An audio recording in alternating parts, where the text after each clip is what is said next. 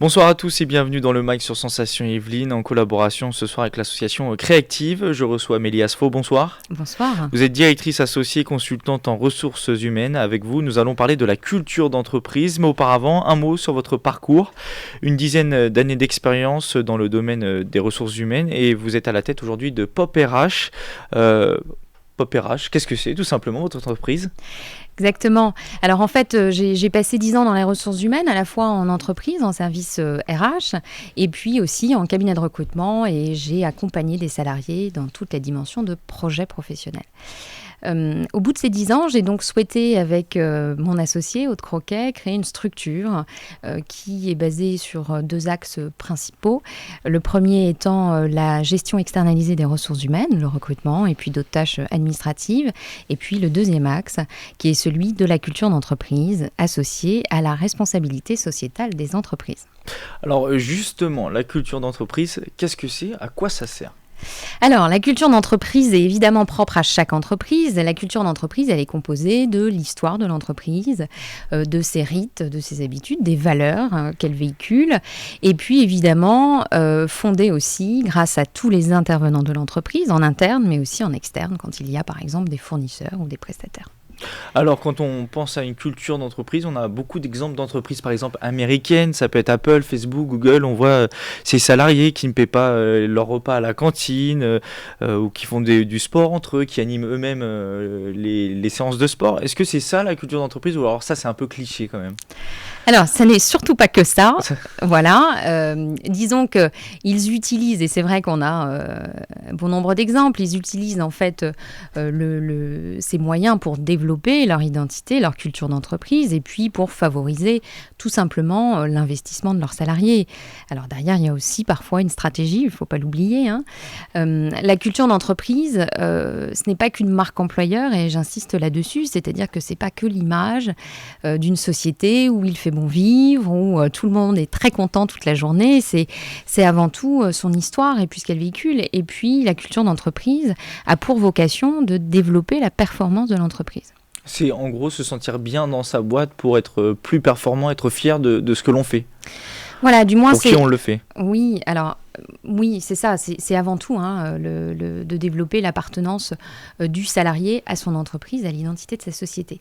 Maintenant, l'entreprise, la culture, pardon, elle évolue. Au fil de la vie de l'entreprise. Vous prenez par exemple une société familiale dont la succession a hérité, même s'il y a des bases qui n'ont peut-être pas changé en attendant, par les dirigeants, parce qu'ils ont voulu impulser, puis par aussi le contexte économique, cette culture, elle a évolué. Mais avant tout, la culture d'entreprise s'est portée principalement par les valeurs.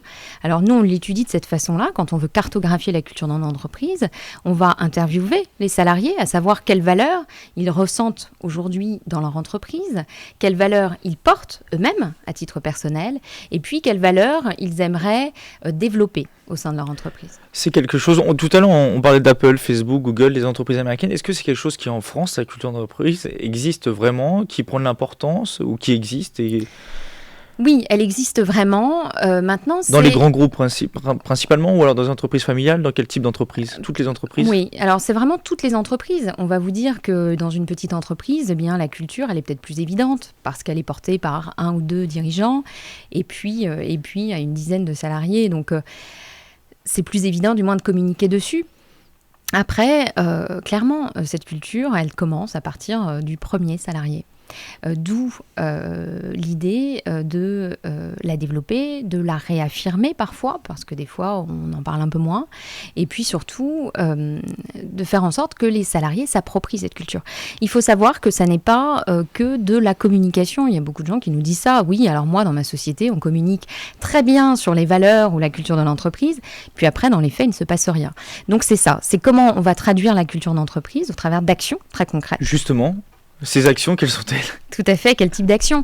Alors, les actions, nous, c'est vrai qu'on est vigilant là-dessus. On aime qu'elles viennent vraiment des salariés. Pourquoi ? Pour tout simplement qu'ils s'approprient aussi leur rôle dans cet enjeu qui est vraiment la culture et la responsabilité sociétale de l'entreprise.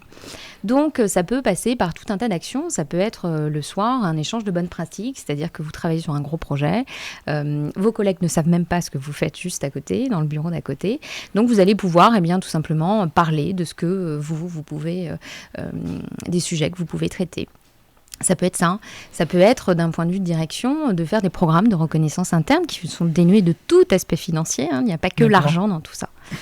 Voilà. Vous le disiez, c'est important, la culture d'entreprise, c'est pas forcément, il ne faut pas l'attendre qu'elle soit initiée de la part de l'employeur, ça peut être les salariés qui l'impulsent. Bien sûr. Alors, l'exemplarité du dirigeant est importante quand même dans cette approche-là, puisqu'il est quand même porteur de toutes ces valeurs. Après, il faut en effet que les salariés adhèrent. Et c'est aussi ça qui va vraiment développer leur envie de rester dans l'entreprise. Il est clair qu'une entreprise qui n'a que très peu de culture, aujourd'hui, alors on prend le cas actuel, qui est un cas plutôt de ralentissement économique, les personnes ont tendance à rester en poste. La peur tout simplement de ne pas retrouver, voilà.